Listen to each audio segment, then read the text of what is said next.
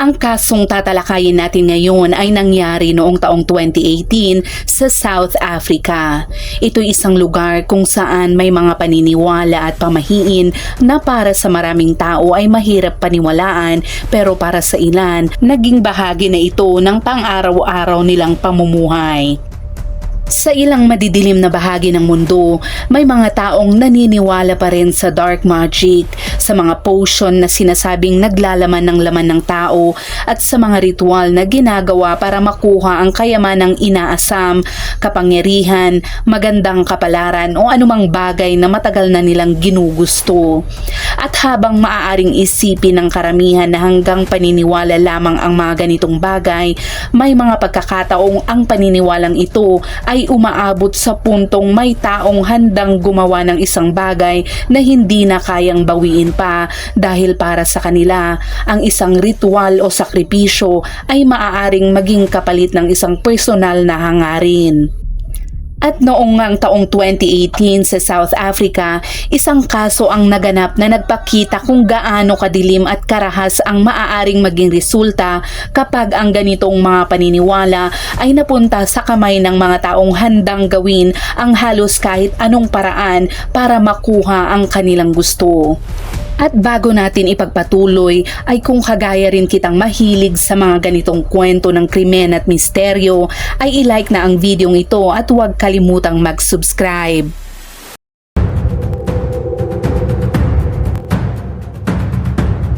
Krimen X-Files. Kilalanin natin si Gabiselle Shiraben. Siya ay nakatira sa South Africa at noong taong 2018, 13 anyos pa lamang siya. May albinism din siya at ito isang kondisyon na malamang ay pamilyar na sa karamihan sa atin, pero para sa mga hindi pa nakakaalam, ito ay isang namamanang kondisyon kung saan kakaunti ang melanin sa balat, buhok at mga mata, kaya mas maputi ang mga ito kumpara sa karaniwan. Maaari rin itong magdulot ng problema sa paningin at mas mataas na sensitivity sa sikat ng araw. Nakatira si Gabiselle sa isang abalang bahay na magkakasamang tinitirhan ng ilang henerasyon kasama ang kanyang ina, kapatid at mga nakababatang kamag-anak. Ang kambal niyang kapatid ay si Canicel at gaya nga ng inaasahan, halos lahat ng bagay ay sabay nilang ginagawa. Naalala si Gabiselle bilang isang masayahin, mabait at maalaga na batang babae. Kasama rin nila sa bahay ang kanyang 18 anyos na kapatid na si Mupi na may isang anak na lalaki na mahigit 1 taon pa lamang ang kanyang edad, at ang pangalan nito ay si Nico Sikona. Ito ang pinakamamahal na pamangkin ni Gabiselle. Nagpapasuso pa siya nang magsimula ang mga pangyayaring naganap noong Enero taong 2018. Ang pinuno naman ng pamilya ay ang ina ng magkakapatid na si Ana, at meron pang isang anak sa bahay na hindi na isinapubliko ang pagkakakilanlan nito at may mabuting dahilan kung bakit. Sa ilang bahagi ng Southern Africa, may mga taong may albinism na minsan nang naging biktima ng pag-atake dahil sa mga maling paniniwala tungkol sa kanilang katawan.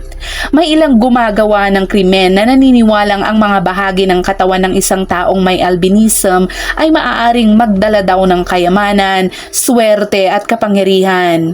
Siyempre ay walang anumang katotohanan ang mga paniniwalang ito, pero sa kabila nito, mayroon pa ring ilang traditional healer sa iba't ibang bahagi ng Africa na naniniwala sa ganitong mga pamahiin at gumagawa ng mga elixir na tinatawag na muti. At sa kasong ito, ang ginawang muti ay naglalaman ng laman ng tao. Ilang araw bago ang mga pangyayaring naganap noong Enero taong 2018, may napansin daw si Ana na isang hindi pamilyar na lalaki malapit sa kanilang bahay at tila sinusundan ng tingin ng lalaki ang kanyang anak habang pauwi ito galing sa paaralan. Walang sino man sa pamilya ang nakakakilala sa lalaki at dahil dito, nakaramdam sila ng matinding kaba at pag-aalala. Mataas ang crime rates sa lugar ng South Africa kung saan sila nakatira, kaya nilagyan nila ng burglar alarm ang bawat bintana ng kanilang bahay maliban sa isa. Bandang 1:30 ng madaling araw noong linggo ng ika-28 ng Enero, nakarinig si Ana ng basag na salamin sa loob ng bahay at nanggaling ito sa bintanang walang proteksyon. Bago pa niya tuluyang maunawaan kung ano ang nangyayari, 3 lalaki na ang gumagapang papasok sa bahay sa pamamagitan ng nabasag na bintana. Sinubukan ni Ana na sumigaw at takutin ang mga nanghihimasok habang humihingi rin ng tulong sa mga kapitbahay, pero walang naging epekto ito at ang kanyang pagtatangka. Iisa lamang ang dahilan kung bakit naroon ang mga lalaki at determinado silang makuha ang kanilang pakay. Sinubukan ni Ana na tumakbo palayo sa mga lalaki at pumunta sa direksyon ng mga kwarto upang sana'y maprotektahan ang kanyang pamilya. Pero isa sa mga nanghihimasok ang nakalapit sa kanya, napabagsak siya, tinakpan ang kanyang bibig at itinapat ang isang bagay na pinaniniwalaan niyang baril. Samantala, dumiretso naman ang isa pang lalaki sa kama kung saan natutulog si Gabicel. Ilang segundo lamang ang lumipas at naganap na ang lahat. Patay ang ilaw sa kwarto ni Gabicel nang lapitan siya ng lalaki. Binuhat siya mula sa kama at dinala palabas ng bahay. Wala siyang suot kundi ang kanyang pajama at walang magawa si Ana kundi panoorin lamang ang kanyang anak habang binubuhat ito palayo sa kanilang tahanan. Pero hindi pa pala tapos ang mga nanghihimasok. Pumasok din ang mga lalaki sa isa pang kwarto at habang nagigising ang ibang miyembro ng bahay dahil sa kaguluhan, hinanap ni Mipumi ang kanyang anak pero wala na rin ito. May isa pang nanghihimasok na palihim na pumasok sa kwarto ng mga bata at dinakma ang 15 buwang gulang na si Nico Sicona. Sumigaw at humingi ng tulong ang pamilya sa kanilang mga kapitbahay pero nakalabas na ang mga kidnapper at papalayo na sila dala ang 2 bata. Sa mga dahilan na malapit ng maging malinaw, talagang si Gabicel ang pangunahing pakay ng mga lalaki dahil sa kanyang kondisyon pero mali rin ang kanilang paniniwala na may albinism si Nico Sicona. Nang makasakay na ang mga lalaki sa kanilang sasakyan, doon nila napagtanto na walang albinism ang bata. Ngunit sa halip na ibalik siya sa kanyang pamilya o iwan siya sa isang ligtas na lugar, nagpatuloy sila sa pagmamaneho patungo sa isang tulay. Bumaba ang isa sa mga lalaki habang hawak ang bata at nagpa siya itong ihagis mula sa tulay papunta sa basang lupa na nasa ibaba. Matagal na nanatili roon ang katawan ni Nico Sicona at malungkot na pinaniniwala ang namatay siya dahil sa lakas ng impact nang bumagsak siya.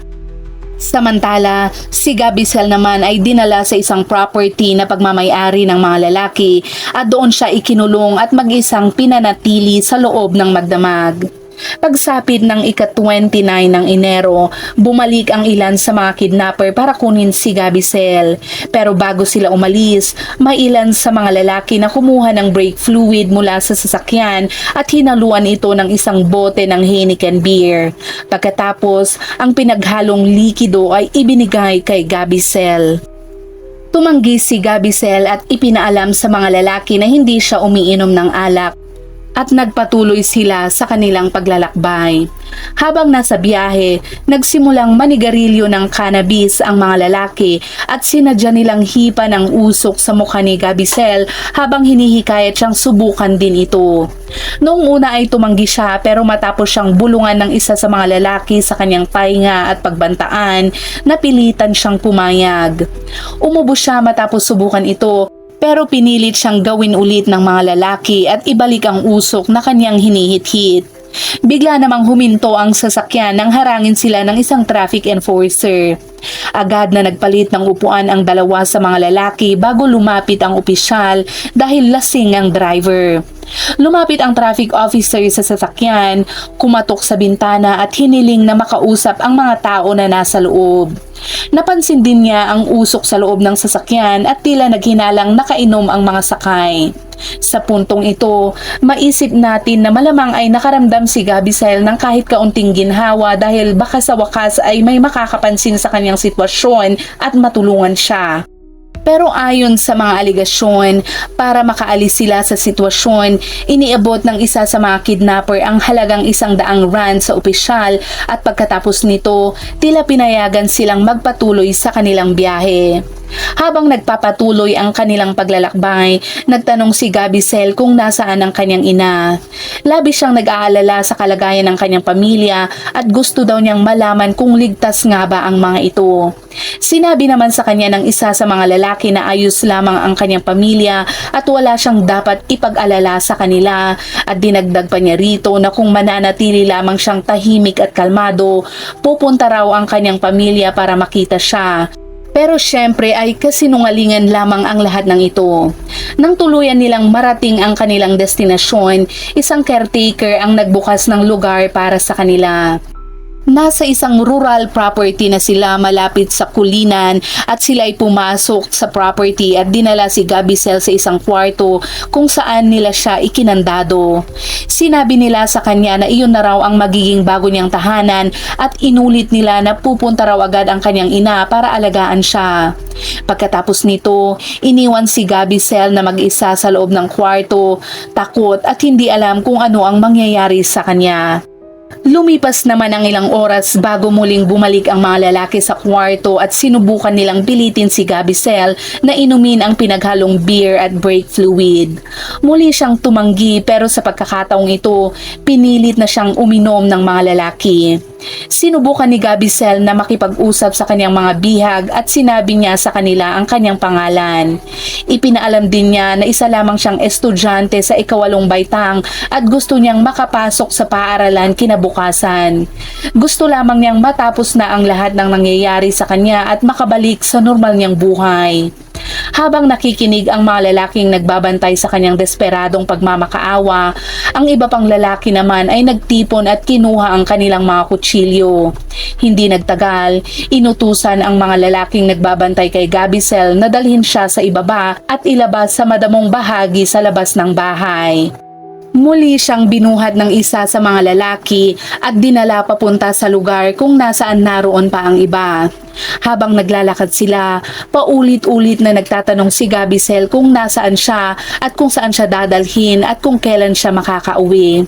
Pagdating nila sa labas, dinala siya ng lalaking may buhat sa kanya papunta sa isang puno kung saan naghihintay ang mga lalaking may hawak ng mga kutsilyo. Nang makarating sila sa puno, inutusan ng isa sa mga lalaki ang lalaking may buhat kay Gabicel na bumalik sa bahay at kumuha daw ng isang balde ng tubig. Nakiusap si Gabicel na huwag siyang iwan mag-isa kasama ang iba pang mga lalaki dahil marahil sa sandaling iyon, ang lalaking may buhat sa kanya ang tanging taong iniisip niyang maaaring magprotekta sa kanya. Lumuhod ang lalaki sa harap ni Gabicel at sinabi sa kanya na babalik siya agad. Ngunit nang bumalik siya dala ang balde ng tubig, wala na si Gabicel. Mula sa puntong ito, kailangan na lamang nating punan ang mga bagay na hindi na naitala. Pero hindi alam kung ano mismo ang nangyari kay Gabicel sa bawat sandali, pero ang alam natin ay sadyang pinatay siya gamit ang mga kutsilyo. Naligo sa dugo ang buong lugar, pero hindi pa roon nagtapos ang nangyari. Matapos siyang patayin, marahas na pinutol at kinuha ng mga lalaki ang kanyang mga internal organs at malalambot na bahagi ng kanyang katawan. Kabilang dito ang tisyo mula sa kanyang dibdib, bahagi ng kanyang ari at taba mula sa loob ng kanyang mga hita. Matapos nito, dinala ng mga lalaki ang kanyang katawan sa isang mababaw na hukay at inilibing siya sa property.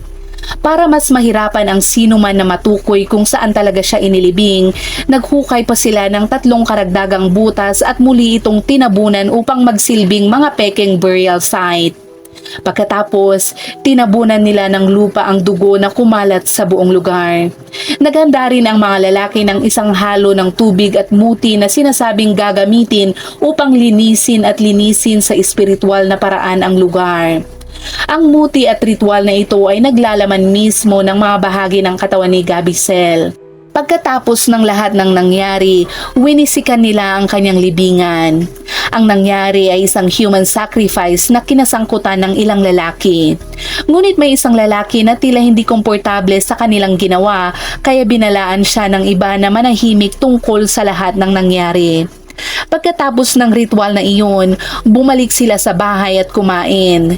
Bago tuluyang umalis sa property, isinakay nila sa kanilang sasakyan ng isang balde at sa loob nito ay nakalagay ang mga pinutol at kinuha nilang bahagi ng katawan ni Gabicel. Habang nasa loob ng sasakyan, nagsimula silang mag-usap tungkol sa ginawa nila at isa sa mga pumatay kay Gabicel ang tumingin sa kanyang mga kasamahan ng may excitement at sinabi na hindi na niya kailangang magtrabaho sa isang ordinaryong trabaho dahil daw naniniwala siyang ang human sacrifice na ginawa nila ay magpapayaman sa kanya ng sobra. Nang makabalik ang mga lalaki sa kanilang bayan, inilagay nila ang tissue na kinuha mula sa katawan ni Gabicel sa loob ng isang malaking garapon ng mayonnaise na gawa sa salamin. Mula rito, nagsimula silang gumawa ng muti gamit ang laman ng katawan ni Gabicel. Ngunit matapos lumipas ang ilang panahon, wala silang nakitang pagbabago sa kanilang pinansyal na kalagayan at nagulat sila dahil hindi nangyari ang inaasahan nilang kayamanan. Dahil dito, matapos humingi ng payo sa isa pang traditional healer, napagpasyahan nilang kailangan pa nilang kumuha ng mas maraming bahagi ng katawan ni Gabicel. Pero hindi na basta anumang bahagi ang kailangan nila. Sa pagkakataong ito ay ang gusto nila ay ang kanyang bungo. Sa mga oras na iyon, isa sa kanila ang bumalik sa pinaglibingan kay Gabicel. Bumalik siya roon na may dalang pala, kutsilyo at ilang balde. Habang patuloy siyang naghuhukay, kalaunan ay nahukay rin niya ang katawan ni Gabicel. Nang tuluyan nilang mahila ang katawan mula sa lupa, pinaghiwalay nila ang kanyang ulo at mga kamay bago siya bumalik sa iba pang mga pumatay sa kanya. Nang makabalik siya dala ang ulo ni Gabicel, nagtalo ang mga lalaki kung sino ang gagamit ng kanyang bungo para sa kanilang ritual na muti. Sa huli ay isang lalaki ang nag-ayos ng kanilang pagtatalo sa pamamagitan ng pagbibigay ng isang bahagi ng bungo ni Gabicel sa isa sa kanila at paglalagay naman ng kanyang ulo sa isang balde para dalhin nilang lahat. Para bang naging pera na ang laman ng katawan ni Gabicel at nahumaling ang grupo sa paggamit nito para makuha ang kanilang gusto. Sa puntong ito ay naniniwala na ang mga lalaki na magbabago na ang kanilang kapalaran at darating na ang kayamanang inaasam nila. Pero syempre ay walang nagbago. Kaya naman, pumunta ulit ang mga lalaki sa isa pang spiritual healer. Sinubukan nilang bayaran ng healer gamit ang mga bahagi ng katawan ni Gabicel, pero nang makita nito ang malubhang pagkakapinsala sa katawan ng isang batang babae, tumanggi siyang tulungan sila. At ito na ang huling alam natin tungkol sa naging kapalaran ng katawan ni Gabicel. Pero balikan muna natin sandali ang mga nangyari noong araw na siya ay dinukot. Pagkaalis ng mga kidnappers sa bahay, agad naman na humingi ng tulong ang pamilya ni Gabicel. Lumabas ang mga kapitbahay at naalerto ang mga pulis. Noong una, inakala ng mga opisyal na isang armadong pagsalakay at pagdukot lamang sa dalawang bata ang kanilang hinaharap. Sinabi ng pamilya sa mga pulis na pumasok ang mga lalaki sa pamamagitan ng nag-iisang bintana na walang burglar bars at pinagbantaan daw nila ang lahat ng tao sa loob ng bahay gamit ang mga baril. Nagsimulang maghanap ang mga pulis sa mga kalapit na lugar habang ipinakalat naman ang mga litrato ng dalawang nawawalang biktima. Sumali rin sa paghahanap ang mga community watch group at mga residente sa lugar na iyon. Pero dahil may albinism si Gabicel at wala namang totoong ransom demand na natanggap ang pamilya, nagsimula ng matakot ang pamilya at mga investigador na baka sadyang si Gabicel nga ang naging target dahil sa kanyang kondisyon at maaaring may kaugnayan ito sa isang human sacrifice. Habang nagpapatuloy ang paghahanap, may isang lalaki na tumawag sa pamilya at nagsabing alam daw niya kung saan ang dalawang bata. Pero kapalit ng ligtas na pagbabalik sa kanila, humingi siya ng pera. Ngunit isa lamang pala siyang mapagsamantalang tao na sinamantala ang desperasyon ng pamilya at nasubaybayan ng mga pulis ang kanyang tawag at kalaunan nalaman nila kung saan mismo siya nakatira. Kalaunan naman, napatunayan ng mga investigador na wala talaga siyang alam tungkol sa kinaroroonan ng dalawang biktima at sinusubukan lamang niyang samantalahin ang desperasyon ng pamilyang iyon. Ang lalaking ito ay nahatulan dahil sa extortion at sinentensyahan ng 5 taon sa bilangguan. Samantala, habang lumilipas ang mga oras, ilang taong piniling manatiling anonymous ang nagbigay ng impormasyon na maaaring sangkot sa pagkawala ng mga bata ang isang lokal na traditional healer na ang pangalan ay Thokozani. Noong gabi ng Martes ng ika-20 ng Pebrero taong 2018, dinala ng mga pulis si Thokozani sa kustudiya. Matapos siyang dalhin para sa investigasyon at pagtatanong, mabilis na umusad ang kaso. May 2 magkahiwalay na lugar na itinuro sa mga opisyal. Ang isa sa mga lugar ay isang tulay na malapit sa isang ilog at hinanap ng mga pulis ang ilog na ito at doon nila natagpuan ang naaagnas ng katawan ni Nico Sicona. Pagkatapos ay dinala sila ng lalaking ito sa isa pang lugar at doon natagpuan ng mga investigador ang mga labi ng isang batang babae na inilibing sa isang mababaw na hukay. Kinumpirma ng mga pagsusuri na ito si Gabicel at ito ang batang nawawala. Parehong malubha na ang pagkakaagnas ng 2 katawan pero syempre hindi kumpleto ang katawan ni Gabicel. Dahil dito, nagsagawa pa ng paghahanap ang mga investigador sa mga property na konektado sa mga gawain ni Thokozani bilang isang traditional healer. Sa loob ng kanyang consultation hut, nakakita ang mga pulis ng mga balde, mga bag at iba't ibang medicinal materials kasama ang ilang bagay na tila naglalaman ng mga labi ng tao. Kalaunan, nakumpirma na ang mga bahaging ito ng katawan ay pag-aari nga ni Gabicel. Ilang sandali lamang matapos ang kanyang pagkakaaresto, humarap si Thokozani sa korte. Sa puntong ito, una siyang naharap sa mga aligasyon ng kidnapping habang patuloy pa ring naghahanap ang mga pulis ng karagdagang ebidensya at ng iba pang mga taong sangkot sa krimen. Sa mga sumunod na araw, mas marami pang lalaki ang inaresto. Ang grupong kalaunan ay nakilalang mga pangunahing kidnapper ay kinabibilangan ng isang lalaking nagngangalang Knowledge, Semba at Mthobasi. May ilan pang lalaki na inaresto dahil sa pagkakasangkot nila sa isang bahagi ng mga krimen pero hindi sila kinasuhan kaugnay ng pagpatay o pagdukot. Nagbigay ang mga lalaking ito ng kanilang mga pahayag kapalit ng kanilang immunity. Pero pag-uusapan natin sila ng mas detalyado pagdating natin sa paglilitis. Ang paglilitis sa kasong ito ay hindi nangyari sa iisang trial lamang. Nahati ito sa 2 yugto at ang unang yugto ay nagsimula noong Agosto 2019. Sa pagkakataong ito, isa sa mga akusado ang humiwalay sa iba at inamin ang kanyang naging bahagi sa mga krimen. Ang lalaking iyon ay si Themba Thuben at dati siyang nagtratrabaho bilang isang guro sa paaralan bago daw siya nasangkot sa isang negosyong hindi naging maayos ang takbo. Noong ika-19 ng Agosto, umamin siyang guilty sa 7 kaso. Sa kanyang nakasulat na plea, ibinigay niya ang pinakamalinaw na pampublikong paliwanag kung paano nagsimula ang plano at kung bakit si Gabicel ang kanilang napiling biktima. Ayon kay Themba, noong Disyembre taong 2017 daw, nagsimula siyang maghanap kasama ang kanyang business associate ng paraan para humingi ng tulong sa kanilang negosyong unti-unti nang nalulugi. Dito daw nila nakilala si Knowledge at si Knowledge ang nagpakilala sa kanila sa isang traditional healer. Ito ay walang iba kundi si Thokozani. Ayon sa sinabi ni Themba, sinabi daw ni Thokozani sa mga lalaki na kung gusto nilang umunlad ang kanilang negosyo, kailangan nilang dalhin sa kanya ang isang batang may albinism. Sinabi din ni Themba na noong una ay nagulat sila sa mungkahing iyon pero hindi sila umalis at hindi rin sila tumawag ng pulis.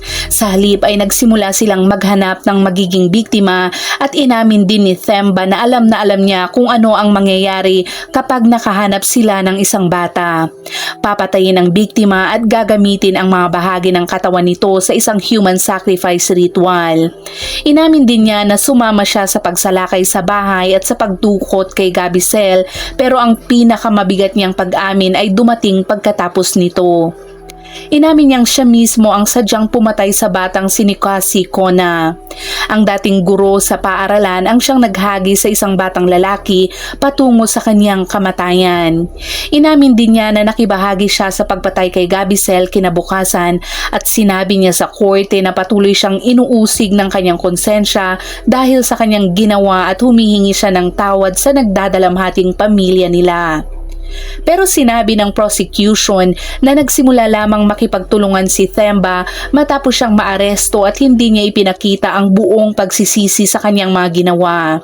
Dahil dito, sinentensyahan si Themba ng habang buhay na pagkakakulong para sa pagpatay kay Gabicel at sa isa pang habang buhay na sentensya para naman sa pagpatay kay Nikasi Kona.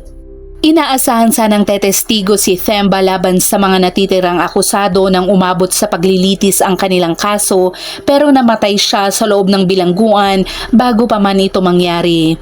Dahil dito, hindi na siya kailanman maaaring tanungin ng mga natitirang akusado tungkol sa kanyang mga aligasyon o maharap sa cross-examination para masuri ang kanyang mga pahayag.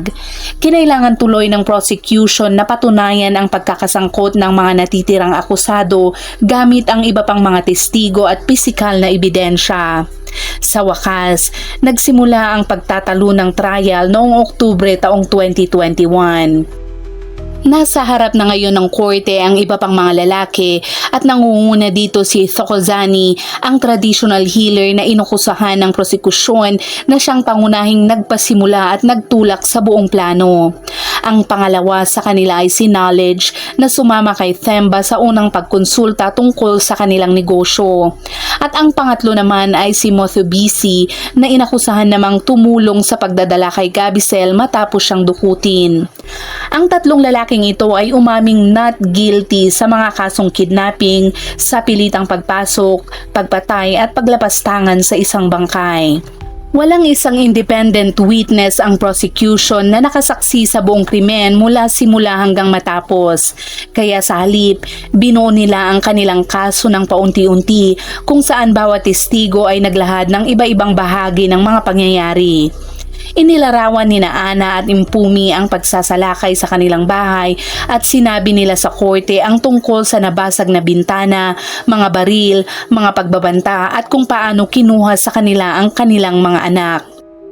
Samantala, karamihan sa detalyadong impormasyon tungkol sa huling araw ni Gabicel ay nagmula sa isang protected witness na nakilala lamang bilang si Mr. X. Inamin ni Mr. X na nasangkot siya sa grupo at nakibahagi sa mga pangyayaring may kinalaman sa pagkamatay at paglilibing kay Gabicel. Binigyan ng prosecution si Mr. X ng kanyang immunity dahil naniniwala silang kailangan ang kanyang testimonya para daw mapatunayan kung ano talaga ang nangyari matapos dukutin ang dalawang bata. Kung wala ang kanyang testimonya, posibleng tuluyang bumagsak ang kaso. Sinabi ni Mr. X sa korte na nahikayat siyang sumali dahil sa pangakong maaari daw mabago ng human sacrifice ritual ang kanyang kalagayang pinansyal. Isinalaysay ni Mr. X sa korte kung paano pinanatili si Gabicel ng magdamag sa isang property bago siya muling dinala sa ibang lugar kung saan siya kalaunan ay pinaslang. Naalala daw niya kung paano paulit-ulit na tinanong ni Gabicel kung nasaan ang kanyang ina at kung paano siya nakiusap na makita itong muli. Pagkatapos, inilarawan ni Mr. X kung paano niya binuhat si Gabicel at iniwan kasama ng iba pang mga lalaki. Inamin din niya na bumalik siya matapos patayin si Gabicel at tumulong sa pagtatago ng kanyang libingan at nakibahagi pa sa cleansing ritual. Ito ang dahilan kung bakit napakaraming detalye ang nalaman tungkol sa mga pangyayari bago ang kanyang kamatayan. Si Mr. X ang isa sa mga huling taong nakausap ni Gabicel. Pero nagkaroon ng isang malaking problema ang immunity na ibinigay sa kanya ng prosecution. Malakas ang dahilan niya para bawasan ang kanyang sariling naging papel sa mga krimen at ibaling ang sisi sa ibang mga lalaking nakaupo sa witness stand, kaya paulit-ulit siyang kinwestiyon ng depensa tungkol dito. Gayunpaman, may iba pang mga taong nakibahagi sa mga pangyayari na nagbigay rin ng kanilang sariling mga salaysay at ang kanilang mga sinabi ay eksaktong nagtutugma sa mahalagang bahagi ng kwento ni Mr. X. Samantala, kumpletong pagtanggi naman ang naging depensa ni Focusani.